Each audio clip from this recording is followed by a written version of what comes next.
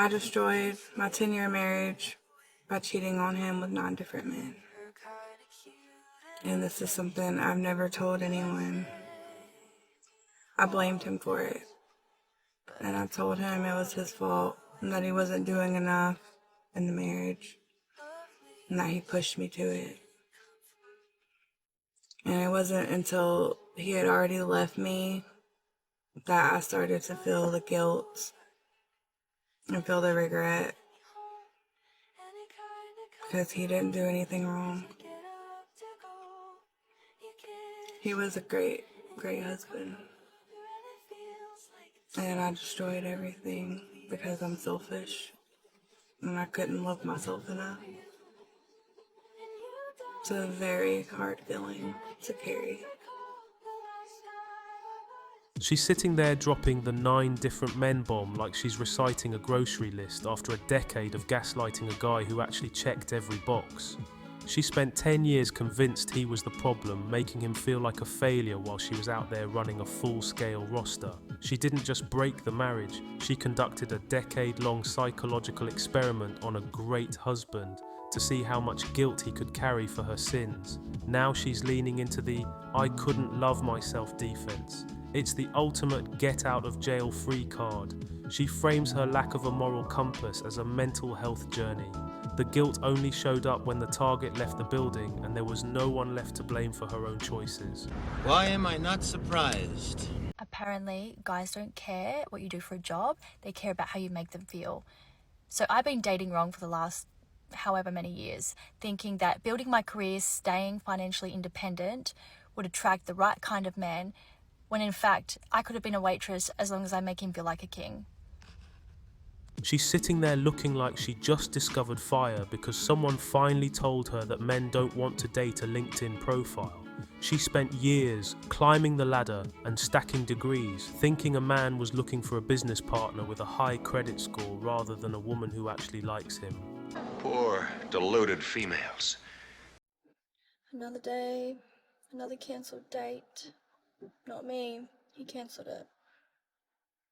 Messaging, confirmed a babysitter, and then I went 48 hours without talking to him, messaging him, because I'm a single mum, and when I don't have my son, I work 12.5-hour shifts at night.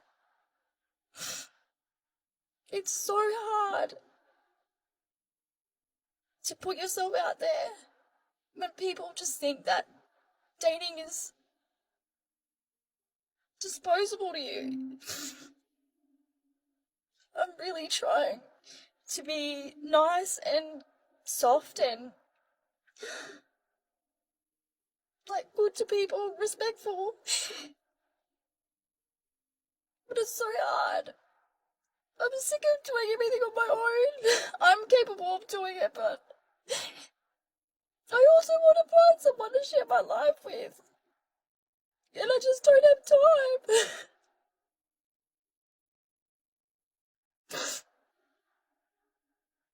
I'm a full-time mum, and in 4 days, I work night shift, 12.5 hours. What am I supposed to do?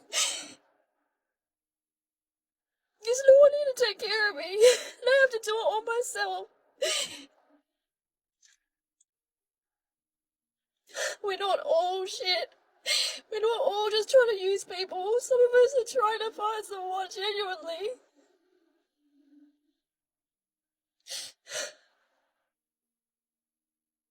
I don't know what to do. I don't know how people do this.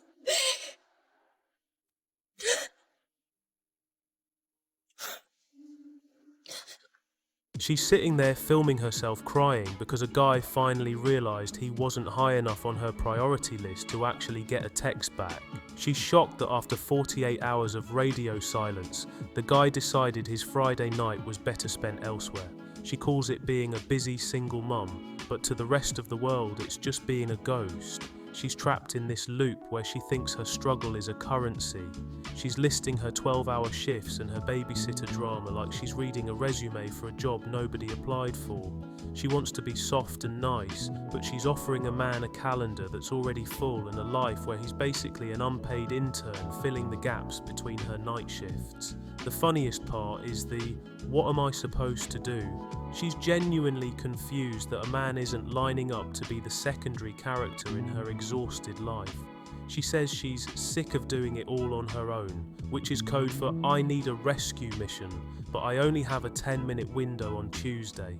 She's not looking for a partner, she's looking for a human-weighted blanket who doesn't mind being ignored for 2 days straight while she works on herself. It's the ultimate delusion. I was at a bar this weekend and I'm talking to this guy and he asked me how old I am. I say I'm 26 and he goes, "Wow, you look great for your age." I said, "How old did you think I was?" He said, 22. Like, you look amazing. For your age? I'm 26. Am I old?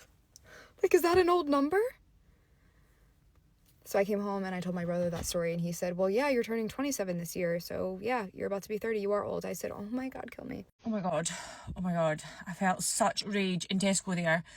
I just went in for a couple of bits and bobs and I just overheard this man call his other half and ask her where the rice was.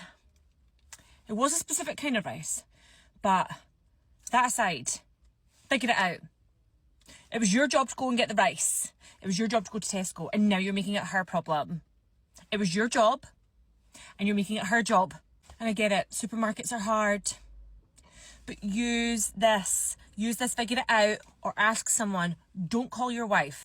How have we let them be in charge for so long? It's so concerning.